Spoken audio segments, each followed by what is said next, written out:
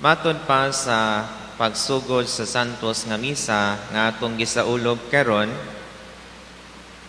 gihimo nato ang paghandom ni San Jose ang patron sa mga mamumuo.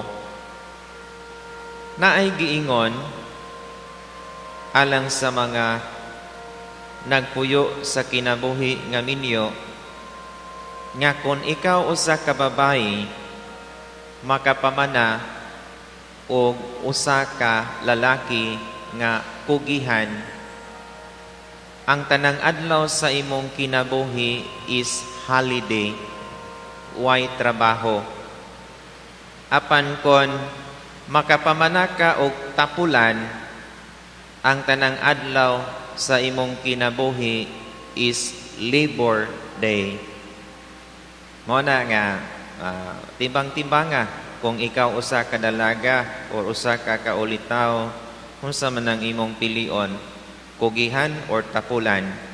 Kung kugihan, every day is holiday.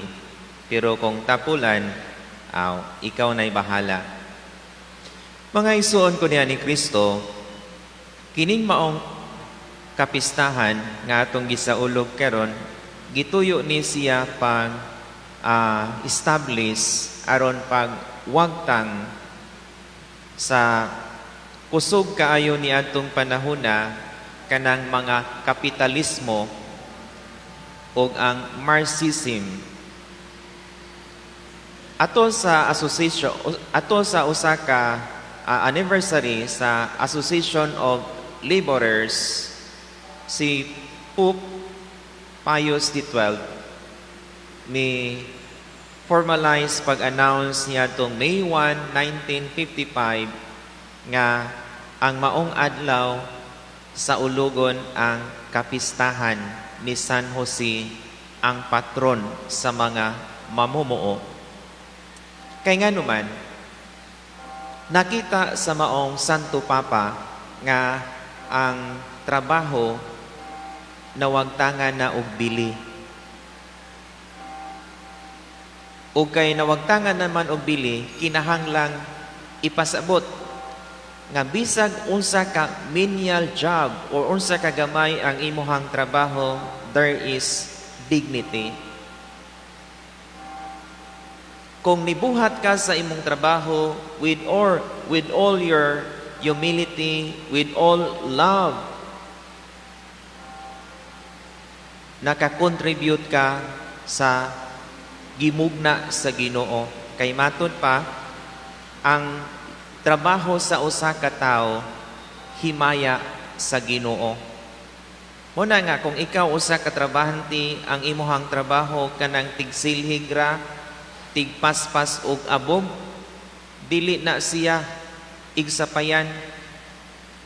Kay ang labing importante kadtong giingon sa usa ka santa, doing ordinary things with extraordinary love.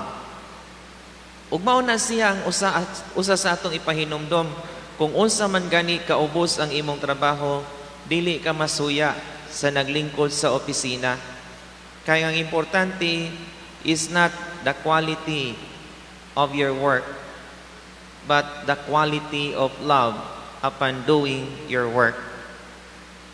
Gawas pa niini, si San Jose nga gipili nga maoy patron sa mga mamumuo, naghimo sa iyang trabaho with all honesty.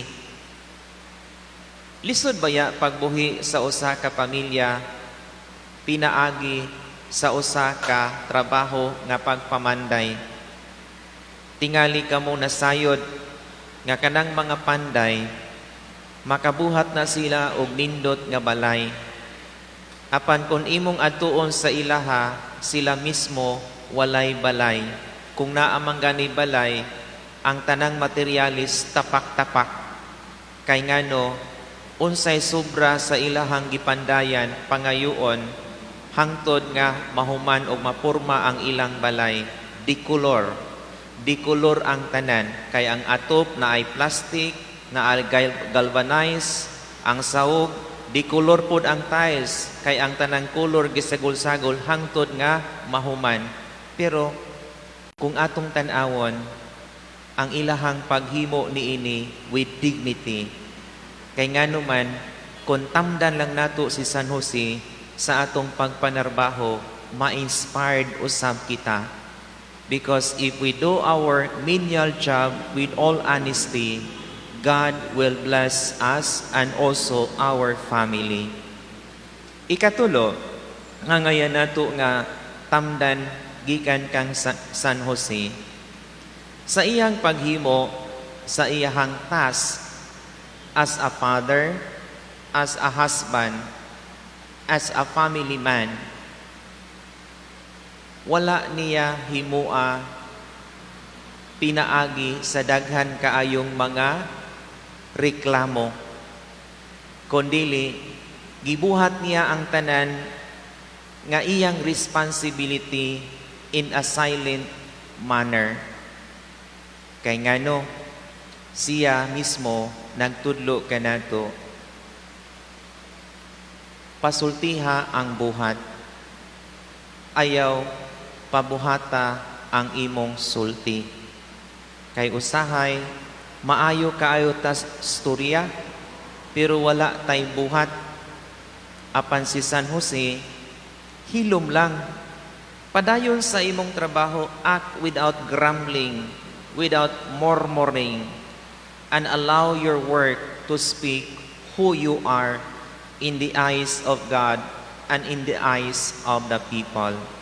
Mauna nga, sa imuhang pagpadayon, pagpanarbaho dinhi sa kalibutan, pangayo ug tabang ni San Jose, nga unta ikaw, magpadayon sa imuhang pagpamuhat, inspired by his example as we celebrate his feast day today.